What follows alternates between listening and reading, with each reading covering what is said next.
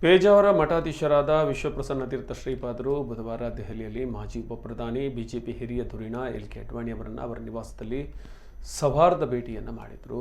ಅಡ್ವಾಣಿ ಅವರೊಂದಿಗೆ ಉಭಯ ಕುಶಲೋಪರಿ ನಡೆಸಿ ಅವರಿಗೆ ದೀರ್ಘಾಯುಷ್ಯ ಆರೋಗ್ಯವನ್ನು ಕೃಷ್ಣನಲ್ಲಿ ಪ್ರಾರ್ಥಿಸುವುದಾಗಿ ತಿಳಿಸಿದ್ದಾರೆ. ಅಯೋಧ್ಯೆಯ ರಾಮಜನ್ಮಭೂಮಿ ಆಂದೋಲನದಲ್ಲಿ ಅಡ್ವಾಣಿ ಅವರ ಪಾತ್ರವನ್ನು ಶ್ರೀಗಳು ಬಣ್ಣಿಸಿ ಆ ಹೋರಾಟದ ಫಲವಾಗಿ ಇಂದು ಭವ್ಯ ರಾಮ ಮಂದಿರ ನಿರ್ಮಾಣಗೊಳ್ಳುವಂತಾಗಿದೆ ಎಂದರು. ಶ್ರೀ ವಿಶ್ವೇಶತೀರ್ಥ ಶ್ರೀಪಾದರು ತಮಗೆ ಯಾವತ್ತೂ ನೀಡಿದ ಸ್ಫೂರ್ತಿಯನ್ನು ಮನಸಾರೆ ಸ್ಮರಿಸಿದರು. ಅಡ್ವಾಣಿ ಅವರಿಗೆ ಶ್ರೀಕೃಷ್ಣನ ಗಂಧ ಪ್ರಸಾದ ಶಾಲು ಸ್ಮರಣಿಕೆ ಫಲಮಂತ್ರಾಕ್ಷತೆಯನ್ನಿತ್ತು ಆಶೀರ್ವದಿಸಿದರು.